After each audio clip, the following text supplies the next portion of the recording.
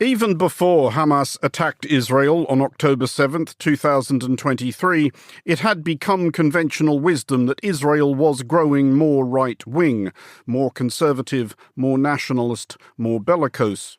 That assessment wasn't altogether wrong, but it did neglect to consider that someone and or somewhere moving further right had by definition begun from somewhere further left.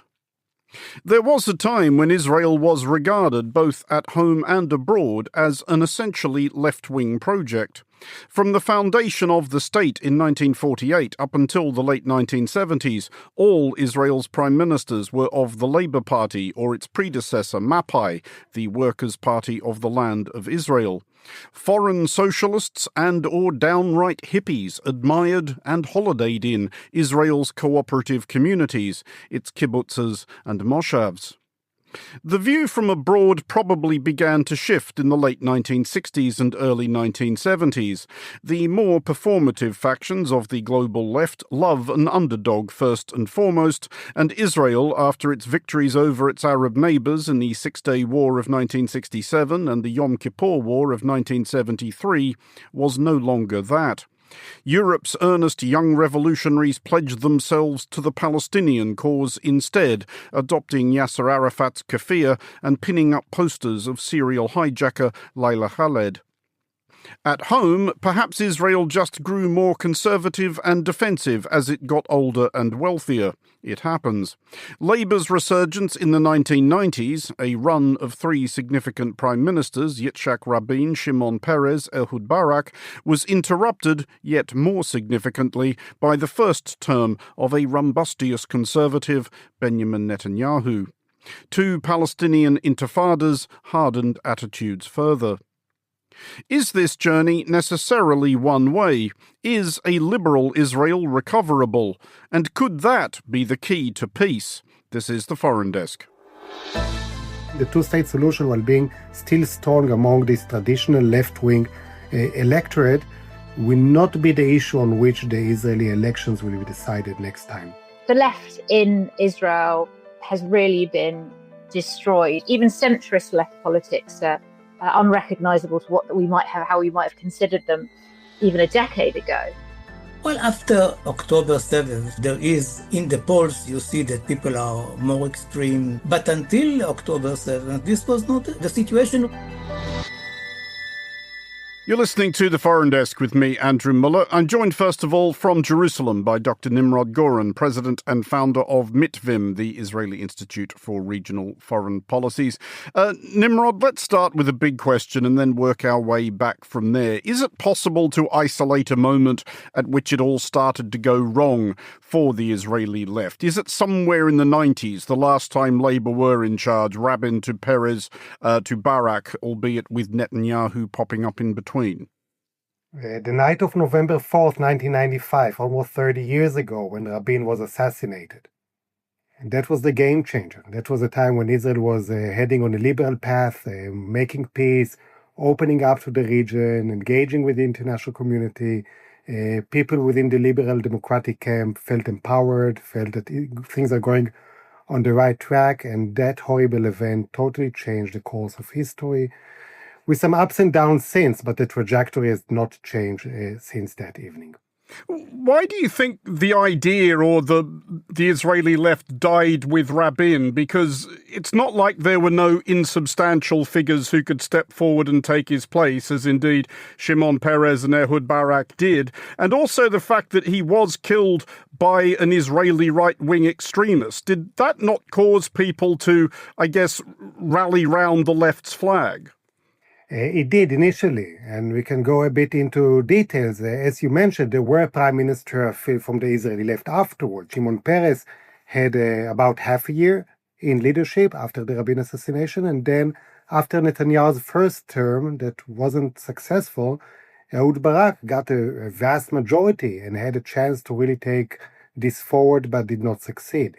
Regarding your question about the immediate impact of the Rabin assassination on the Israeli left, it was not a wise decision by Shimon Peres at the time, because there was a debate whether to rush into immediate, quick, early elections after the Rabin assassination, when the general sentiment was one that, as a counter-reaction to that, the left wing would have won big time, to Shimon Peres' interest was that he wants to get some time to be elected on his own.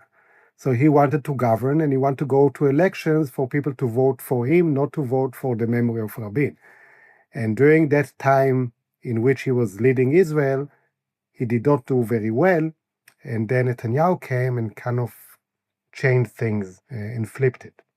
I mean, when the world sees Israel becoming more radically right-wing, it mostly sees Israel doing that in relation to the Palestine question. But Israel has domestic politics like any other country has domestic politics. Are there factors other than the Palestinian issue which have tilted Israel more conservative in the last 10 or 20 years? Yeah, definitely. And there's a gap between the far right and the right, because for many years, Likud has come to power in Israel in 1977, after 3 decades of left-wing leadership. The right-wing politics of that time, and even until mid-2010s, that was not far-right politics. That was conservative, right-wing, hawkish on security and peace, but liberal and pro-democracy, generally speaking. It didn't include parties on the extreme like we have in this coalition. Those were seen as illegitimate mostly. Most of Netanyahu's first coalitions, including parties that were to the center or to the left of him. He tried to create this blend. I think it mostly changed when Netanyahu began to face his corruption charges. And then his own personal legal interests kind of dictated the type of coalition that he wanted and could establish, because parties on the other side of the political map did not want to play along with him anymore. And what he needed in order to escape trial and for possible decisions of that trial is to align with those who don't really care about it and have other interests at play. So the type of coalition that we have over the last almost 3 years in Israel is not one that we've seen before, and therefore the damage that it creates on all kind of domestic issues is much more immense than in the past. But is that left-wing / liberal idea of a two-state solution still a case anybody is able to make in Israel? I mean, obviously attitudes hardened immediately after October 7th, 2023, and probably understandably so. But is anybody making any inroads in Israel making that case now? Yes, there are. There's still about nearly 30% of the Israeli population that supports the two-state solution. It's lower than we had for decades, okay? So it's a very low number, but it's still almost 1/3 of the population.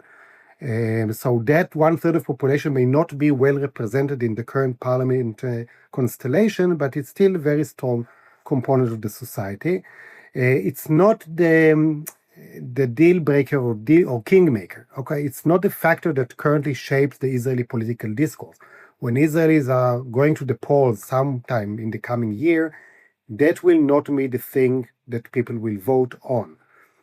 Issues of democracy have become much more important over the last couple of years, since this coalition took office, since its attempt for a judicial overhaul, since it's going after state institutions and democratic structures of Israel.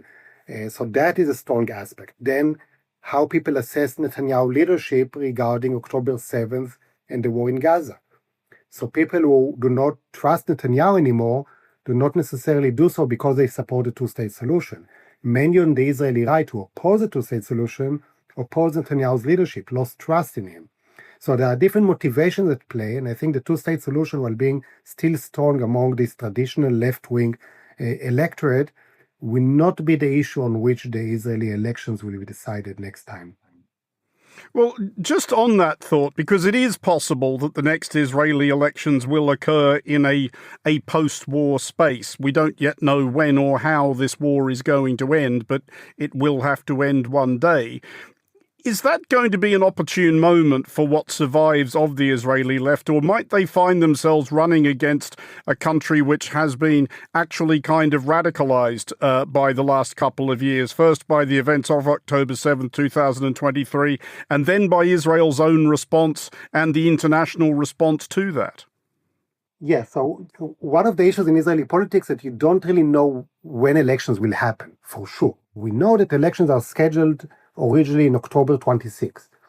But in Israeli politics, often these elections happen earlier than planned. So it could be anywhere earlier in 26. There is now a new concern that because of the war, Netanyahu may try to manipulate election date and maybe even postpone it, saying we are in a national emergency, we're in a state of war, we need to postpone the election by a few months. This happened for the municipal elections at the beginning of the war, so there is even a precedent for that. So I think the concern about how will the next election actually look like, how free and fair and by the rules will they be, how much is Netanyahu's steps on democracy now trying to reshape the legal environment under which elections will happen. So those are kind of new concerns that are getting traction. Now, what happened on Israeli politics, going back to your question, is that when the Israeli society moved to the right because of the war, we didn't see a rise of the far right.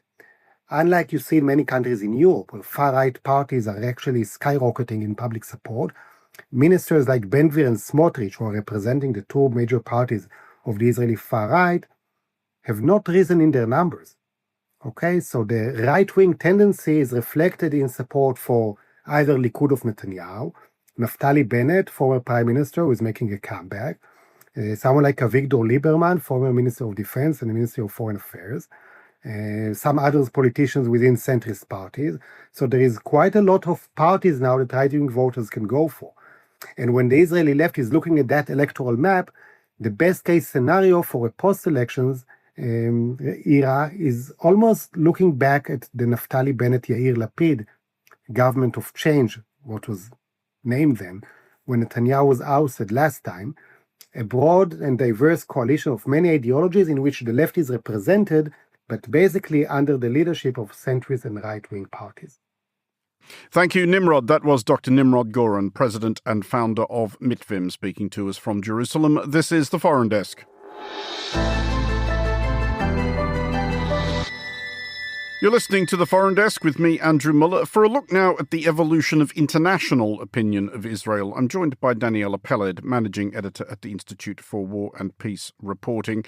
Daniela, let's start at the start, by which I mean the start of the State of Israel in 1948. Is it right to say that, at least initially, international leftist opinion saw Israel as an essentially left-wing project? I think that's true to say. And certainly the early Zionists saw themselves as part of this international left-wing socialist movement right at the beginning. I mean, many parts of the early Zionism, such as Hashemaya Hatzair, which were very much part of the kibbutz movement, supported a binational state as opposed to a majority Jewish state.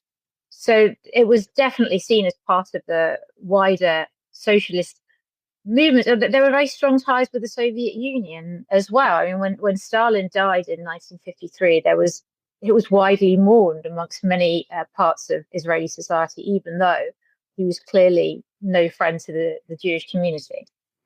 I mean, there's a narrative, I know, among conservative Israelis that this all changes, at least international opinion of Israel changes with the Six-Day War in 1967, and all of a sudden Israelis are seen as victors in war rather than victims of it. Is there anything to that, or had things started to shift before then? I think there's certainly something to it. I mean, you can't divorce this from wider geopolitical issues. In 1967, Israel won a military victory over a number of allies of the Soviet Union. So that feeds into it as well. And before 1967, I mean, it's ironic now, considered that the accusations of Israel as a settler colonial state, but certainly many within Israel and the dominant labor movement then saw themselves as part of this worldwide independence movement. There were attempts at deep ties being built with the emergence of the post-colonial independent states in Africa, for instance, seen as part of that same movement. So that changed in 1967. And also the Palestinian liberation movements and resistance movements and ideological movements also changed as well, with the emergence of new factions such as the Popular Front for the Liberation of Palestine and a change in the idea of pan-Arabism as well. So I think it's very much part of the wider geopolitical setup, but also how politics changed both within Israel and amongst Palestinians as well as internationally. Because the 1970s, I guess, do seem to be the key decade here. It's noticeable that as late, if you like, as 1973, in the UK, the opposition Labour Party were more supportive of Israel during the Yom Kippur War than Ted Heath's Tory government were. But it's in the years after that, the PLO, I guess, become more of a thing, and so does the idea that they are a liberation movement and Israel is something from which people need to be liberated. Why did so many European leftists, though, gravitate towards the PLO? Because among the extremes, like the Red Army faction / Baader-Meinhof, etc., there was quite formal collaboration. Well, I think there was certainly quite a romantic view of Israel and the Israeli left internationally. It was very fashionable once upon a time to go and volunteer on a kibbutz. The kibbutz was seen as the ultimate realization of socialist ideals and so on. Certainly, there were a number of international alliances made with the more radical movements in Europe and elsewhere, attempts to organize and also to receive funding and support. And I think that we can see the roots of what we have now, where this is a much more partisan movement. I think that currently, Palestine is now seen as a much more left-wing issue rather than a right-wing issue. And it's become, in modern parlance, part of the culture wars, which is not how it was in the earlier years of the conflict. I mean, this coincides with a certain amount of prominence for conservative parties within Israel after Israel's early decades were dominated by the Labour Party. Did those Israeli governments start to think, well, we have just lost the international left, they're not really our people anymore, and start adjusting their pitch accordingly, especially to conservatives and conservative Christians in the United States? I think it's got an awful lot to do with internal Israeli politics and demographics as well. Until the late 1970s, Israeli politics was dominated by the left and by the socialist parties. And then there was a change where Likud came into prominence. But there was also a demographic element here, whereas Israelis from European countries, European and Ashkenazi heritage, were the dominant powers in politics and in the nascent state. And then towards the end of the 1970s, you had the Sephardi Jews, the Mizrahi Jews, who had been disadvantaged historically, and they came to political prominence and took a much more right-wing point of view, to put it very crudely. And I think within Israel, there is a definite class element, which persists to this day, in the idea that the left are the middle class and the ones who are privileged, whether in terms of education or in terms of economics. That split, I think, influenced outreach towards other factions abroad too. I mean, it's fair to say we have travelled a distance since Zionism was generally regarded as a left-wing cause. But does the condemnation of Israel from the international left, and this does date back a long way before October 7th, 2023, and Israel's response to it, does it register in Israeli politics at all? I think it's quite relevant to ask, actually, where is the left within Israel? And does that resonate at all? I mean, it's virtually non-existent. The Labour Party, from being the dominant force, as we said, in Israeli politics, now has, I think, 4 seats. They just barely scraped in at the 2022 elections. So there isn't, the left in Israel has really been virtually destroyed. Even centrist left politics are unrecognizable to what we might have, how we might have considered them even a decade ago. Certainly, yes, BDS has a huge impact, and it has been exploited greatly by Netanyahu and officials, really to feed this idea that the world is against Israel, boycott, divestment, sanctions. They allege it's driven by anti-Semitism, just pure anti-Semitism. And it's very easy to make that argument because clearly it resonates. The idea of Jewish businesses being boycotted in 1930s Germany, for instance, and that's really been exploited and actually has fed into and supported Netanyahu's narrative. And Netanyahu, by the way, is not the most extreme version of politics in his current government. So, yeah, the idea of these mass protests that have been seen in certainly in European capitals over recent months are viewed within Israel largely as an attack on the existence of Israel. There is very little nuance when it comes to how this is viewed. One could argue there's often a lack of nuance in the demonstrations as well, but this certainly feeds into this bunker mentality within Israel. And that, more than anything, supports the right-wing views that whatever Israel does, whatever actions it takes, the international community or certain sections of the international community will oppose it and malign it. Daniela Peled, thank you for joining us. That was Daniela Peled at the Institute for War and Peace reporting. This is the Foreign Desk. This is the Foreign Desk with me, Andrew Muller. Finally, on today's show, we're joined from Tel Aviv by Dr. Yossi Beilin, who held several ministerial positions under the 1990s Labour premierships of Shimon Peres, Yitzhak Rabin and Ehud Barak. Yossi was also involved in the covert negotiations with Palestinian officials that led to the 1993 Oslo Accords and was a co-author of the 2003 Geneva Accord, a draft agreement for resolving the Israeli-Palestinian conflict. Yossi, we've talked elsewhere in this programme about that last period of Labour power in Israel in the mid-1990s, which you, of course, were involved in. Do you think Israelis now would elect a figure or elect a government led by someone like Yitzhak Rabin, Shimon Peres or Ehud Barak? Why not? I mean, they were very attractive candidates at the time. Unlike Ben-Gurion, for example, or Sharet, our first two prime ministers. They were not charismatic, but Peres, Rabin, and Barak were charismatic. And yes, I believe that they could be re-elected today too. It's not a different world. Because that's what we're trying to figure out, really, not so much whether it's a different world, but whether Israel is a different country. Because I think what would confuse a lot of outsiders to it is that it seems that the Israeli left and centre-left has been able to make very little inroads into a government led by a prime minister who has become increasingly unpopular. Why do you think that is? Well, I don't know the exact answer. We are trying to understand better what explains the current situation.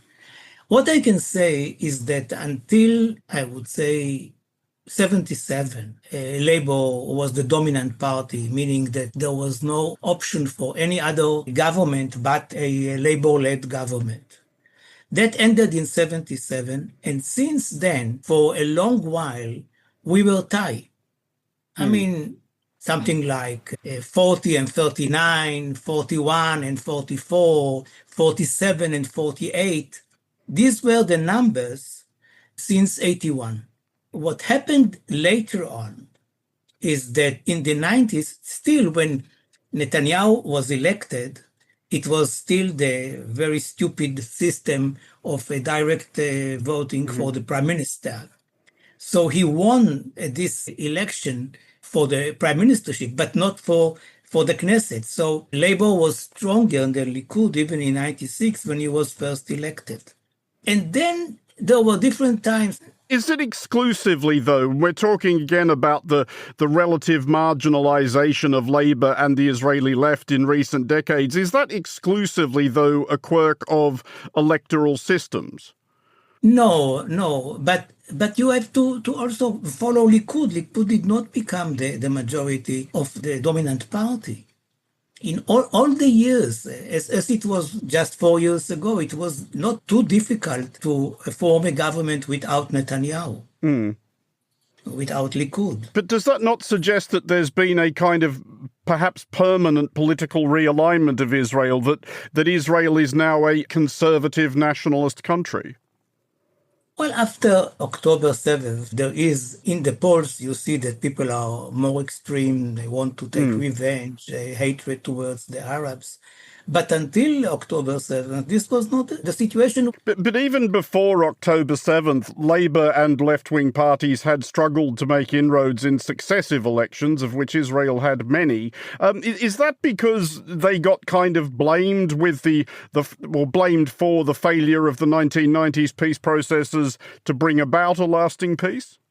It is part of the reason, apparently, because there were very high hopes.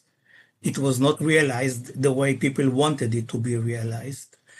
But still, I mean, until the last elections, Labour, not Labour itself, Labour is very small now, but the alignment changed. I mean, many supporters of Labour moved to there is a future party of Lapid and the other party of Gantz.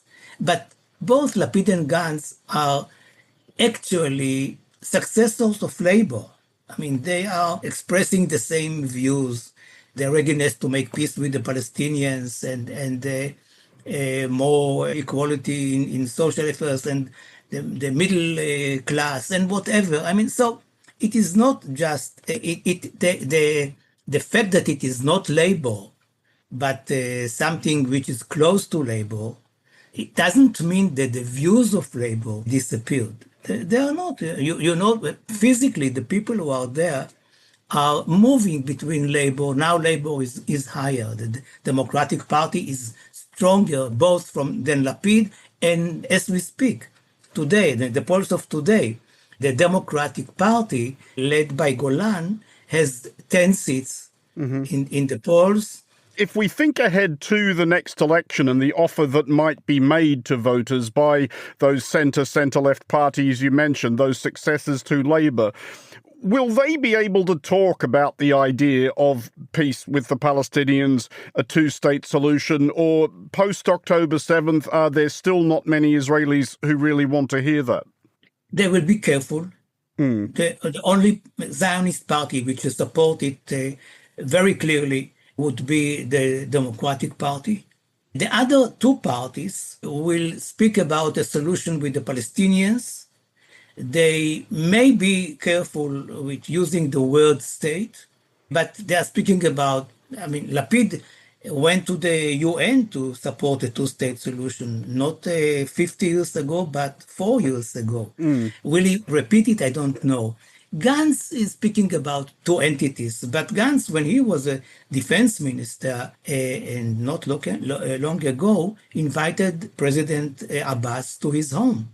He was criticized by the then Prime Minister Bennett, but he was not ousted or something like this. So Gantz and Lapid are there. The question is, for sure, their advisors are saying, don't even talk about the Palestinian state. You know, you are dead if you are doing it. I think that Golan hears other advice. I mean, he is the only one who very courageously criticizing the government, the current war, and so on and so forth. And I think that he is not losing support, but the other way around. People want to hear clear messages. A very final thought then, and attempting a measure of optimism here. If a peace is possible, if it is still possible between Israel and some form of Palestinian state, do you think it's more likely that it will be a left-wing leader who brings that about? Not necessarily. Not necessarily. I mean, with the PLO and with Jordan, we did it. With Egypt, it was done with Begin, the Arch Hawk. So it is not necessarily the only key. I think that the American president has much to say in such a situation. Not that he will force us to make peace. Yossi Beilin, thank you very much for joining us.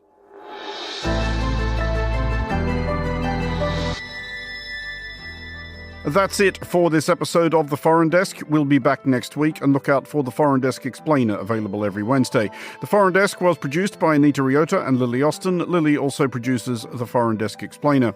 To contact the Foreign Desk team, you can email Anita at aer@monocle.com, and don't forget to subscribe to Monocle Magazine and to our free daily email bulletins by heading to our website at monocle.com. From me, Andrew Muller, thank you very much for listening. Until next time, goodbye.